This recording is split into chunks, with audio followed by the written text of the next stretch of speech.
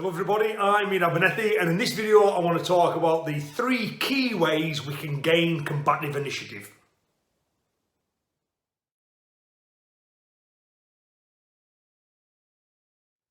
So in this video we're going to be talking about the concept of Sen. Now, differing instructors, differing associations, differing arts all have their own preferred ways of expressing this concept. So I'm not trying to present the definitive way for everyone here. I'm just explaining how I think about Sen in the hope that that's of some use to you. Now, all the different approaches do agree on this broad concept that there are 3 points at which you can seize the initiative. You can seize the initiative before the enemy attacks, as they attack, or after they attacked. And again, we'll use slightly different terminology for each. The terminology I prefer, the one that I use, is seizing the initiative after the enemy is attacked is Go No Sen. Seizing the initiative as they attack, I simply call Sen. And seizing the initiative on the enemy's preparation to attack, I call Sen No Sen. Again, you will find different terminologies used, but it doesn't really matter what you call it. The essential idea is before, during, after. So to give some simple examples, if the enemy threw a technique, I neutralize that technique and then seize the initiative after that point, that's Go No Sen. If the enemy throws a technique and I neutralize that technique and simultaneously throw my own counter, that would be Sen. If I hit the enemy first, while they're getting ready to launch, I'm the first one to the shot, then that's Sen No Sen. Okay, so effectively hitting them preemptively. Now, one thing for me is that it's not about the timing of the attack. Musashi, in the Book of the 5 Rings, he talks about Sen being the point at which you seize the initiative. And I fully agree with this. It's not about a single attack or counterattack. It's about getting the initiative and then maintaining the initiative. So if the enemy throws a single technique, which I counter, and then I hit back, that's not where the cycle ends. I then have the initiative and I should keep it.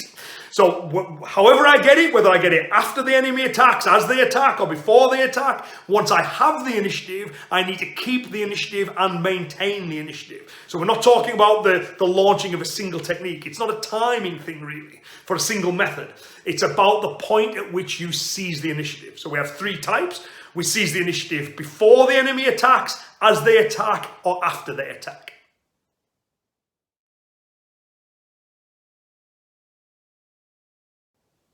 I think the concept of Sen can be really useful when martial artists discuss certain ideas and they wish to communicate certain ideas. But we need to acknowledge that these clean demarcations aren't clean in actual combat, in this ever-changing, fluid, chaotic, rapid-fire world of actual combat. So to give a couple of examples how maybe it's not so clear-cut sometimes, if I was to throw a jab towards you and you were to seize the initiative back from me, if you do it now, then you're doing it before my jab, right? So you're seizing initiative before. A fraction of a second later, the instant my hand has moved a millimeter, it's now during. Okay, it's now thrown. The instant it moves back this way, again, that first millimeter on its way back, it's now after my attack. So that before, during, and after all happens within a fraction of a second. So again, maybe not as clear-cut as it is when we discuss these things. Things get more nuanced when we start talking about multiple attacks. And of course, everyone fights in multiples, right? People don't throw single shots generally, right? So if the enemy was intent on going 1-2, jab cross, and then the first jab I go bang. Okay, so I slip the foot and I hit before they've had the chance to throw the second shot. Now, this one here is during their attack. As they threw their jab, I seized the initiative with this shot. Now, let's say I go bang here. I throw, once I've got the initiative, I throw that second shot. Is that second shot that was after they threw a jab? So is that after they threw their technique? And of course, that second shot there was before their second shot. So is that preemptively and before? So we've got before, during, and after, depending on which way you view it. So they can be interesting for discussion purposes, but we have to be careful that we don't get locked into this analysis paralysis of trying to work out which category it all falls into. I think, again, things can be made simpler if we view it as the point at which we seize the initiative. So using that example there, if he threw a shot and went bang and I hit back, I seized the initiative during their attack. So I would label that one as during. I would call it plain old Sen. Right? But you understand it's not as straightforward as perhaps as it may appear, that these things are happening rapidly and quick. there's multiple attacks, or there's multiple reference points. It can be useful for the purposes of discussion, but again, the free-flowing, ever chaotic, rapid-fire world of combat doesn't really fit into clean demarcations. So we need to acknowledge the limitations of these concepts when we use them for discussions like these.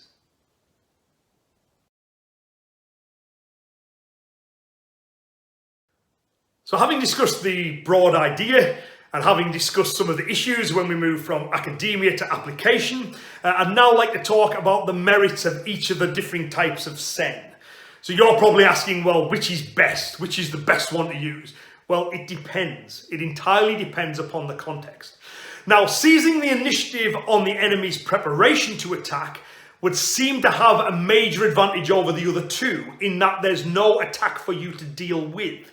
But whether that's true or not really depends upon context. So generally speaking, talking in very broad terms, I'll divide conflict into two broad categories. We have consensual violence and non-consensual violence. Consensual violence is when you fight with another martial artist in an agreed way. Non-consensual violence is the self-defense element, the self-protection element, criminal violence. When someone wants to harm you and you want nothing to do with it, right? Non-consensual violence. They're very different. And I often find martial artists tend to mush the two together in their thinking, and we have innumerable problems as a result. But if we talk about consensual violence for the moment, in that instance, it's not always true that you should try and seize the initiative on the enemy's preparation to attack. Now, as an example, let's imagine a boxer who has a really tight guard. You could batter away at that thing and make no meaningful dent. You'll just exhaust yourself trying to do it. There is no point trying to seize the initiative before they attack. But when they launch their own attack, in the process of doing so, they may create an opening that you can then exploit and seize the initiative from them. So in that context, it could be that seizing the initiative as they attack or after they attack would be a better way to go. You still need to make sure, of course, that you effectively deal with the attack. And that is easier in consensual violence than it is in non-consensual violence. And the reason for that is you have recognizable cues and a matching skill set. If I'm to spar with another karateka who's trained, as long as I have and has a comparable skill set to me, they will spot things almost immediately. When I twitch my shoulder in a given way, they'll know what that means. When I shift my weight in a given way, they'll know what that's likely to lead to. They're blocking things before I've even kind of really launched it. That they can read it early. And generally when we spar, it's a little bit slower. There's a little bit of back and forth, often sometimes a little bit of distance, which again gives you more time to react. So in the consensual violence world, reacting, dealing with an attack and then counterattacking either after or during can work pretty well. It definitely can. And that leads some martial arts to think it works as well when you move to the other context, and it doesn't. So for the consensual violence world, which type of sen you could use is dependent upon the skills you have, the enemy you're facing, how the situation goes. All three of them are pretty much equal. You have to choose the one that's most relevant to the type of conflict you're in. When we move across to non-consensual violence, criminal violence, it's a lot more clear-cut that attacking on the enemy's preparation to attack, or seizing the initiative on the enemy's preparation to attack, is definitely the way to go. The reason for that is it's not like consensual violence. You're not going to get the cues. They are going to launch their attack without obvious warning. It's not going to be with a guard up moving around. They're not looking for a fight. They're just looking to harm you. So what they're going to try and do is blitz you. Just overwhelm you with violence. And in that context, waiting until they throw the first shot, right, and then trying to deal with that shot, and then seize the initiative after that point, you probably won't get the opportunity to. Because a nanosecond after that first shot comes the second, comes the third, comes the fourth. You're going to get overwhelmed with violence. So in that instance, in the self-protection world, you're better using preemption. You're better seizing the initiative on the enemy's preparation to attack. Now, there'll still be little cues. You'll be able to tell by the enemy's body language, the way they're positioning themselves. You'll know. With experience, this person is lining up to whack me. And that's when you go, right, okay, I'm tactically intervening. I am going to attack on the enemy's preparation to attack. Of course, there's legalities around that. You know, if someone makes you feel intimidated in many parts of the world, that's a crime within itself. It certainly is here in the UK. In the UK, it's clearly established that you do have a right to attack if you have an honestly held belief that an attack is imminent. So no problems there. And I believe that, again, it works consistently well that. You know, so you seize the initiative on the enemy's preparation to attack. You make sure that you exploit that initiative enough to ensure your safe escape, and then you escape. That's what we're going to try and do. Unfortunately, what I see a lot of in self-defense teaching, what they do is they overemphasize the other types of sen. This thinking from the consensual violence world bleeds across. You know, the idea, well, when they do, then I will respond with. And it just doesn't work. It just doesn't work. I don't know anyone who's been within sniffing distance of a real fight who would suggest it will work. The idea that blocking countering is a good idea. It's just not. It's just not, because of that lack of recognizable cues and that frantic, chaotic nature. So if self-defense is taught along those lines of enemy does, you respond with, enemy does, you respond with, that's problematic. What we should be doing is saying, in this context, seizing the initiative on the enemy's preparation to attack is key. And then we make sure that we keep the initiative. So the enemy will try and get the initiative back, right? They'll try and defend themselves, and we will react to their reaction, so we still keep the initiative. But we want to seize the initiative immediately on their preparation to attack. We make sure we've done sufficient damage to them in order to facilitate safe escape. So, back to the idea of sen. Well, which one's best? It's context dependent. In the consensual violence world, there's more of a broad choice. It depends. It depends upon the type of opponent that you're fighting and how that particular duel is going. When it comes to the self-protection side of things, and again, you know, that's why I like the word self-protection over self-defense, because we're not thinking of defending.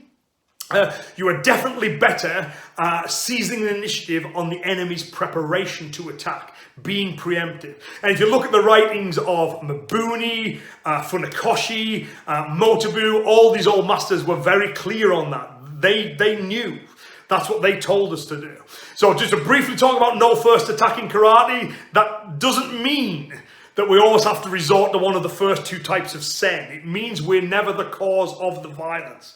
That's what it means, right? So if the enemy, the criminal causes the violence, we'll deal with it. And we may very well, if we deal with it well, we'll deal with that by making sure that we are the one who lands the first shot. We will use sen, sen no sen.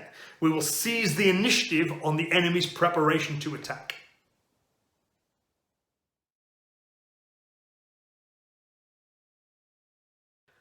So to bring all that together, sen is how we seize the combative initiative. There are three broad categories of sen. Right? We can seize the initiative before the enemy attacks, as they attack, or after they attack. In the world of consensual violence, which one is best depends upon the nature of the exchange that we're having. In the world of non-consensual violence, for self-protection, we are definitely better putting a higher emphasis on seizing the initiative on the enemy's preparation to attack. Now, even in the non-consensual violence side of things, we still need to work defensive methods. Because obviously, you know, as the old saying goes, even monkeys can fall out of trees. Generally, within that context, what you're looking for is generic methods. So things like covers and crashes and these kind of things we see in the beginnings of lots of kata, they work better. Generic movements to go to if you're getting hit, rather than specific movements. You know, so this is what you do for a jab, this is what you do for a cross, this is what you do for a hook, you know, forget that. It's just, I'm being hit, I'll default to one of these positions. That works better. When we have the initiative, the enemy will, of course, you know, try and defend themselves, and we need ways to make sure they can't do that successfully. So we need ways of maintaining the initiative. Within the kata of karate, that's predominantly what we see. You know, every single kata movement creates an advantage, exploits that advantage, and maintains that advantage. It's all about, you know, maintaining that initiative. As one of my teachers used to put it, he goes, so we are the hammer and not the anvil. Okay. So yes, I hope this has been interesting for you. I say there are many different views on Sen. I hope my own way of expressing it is useful, has given you some things to think about. Thank you so much for watching this video to the end. I really do appreciate everyone's support of these videos, and I'll be back with more soon. Okay, take care everyone. Bye bye.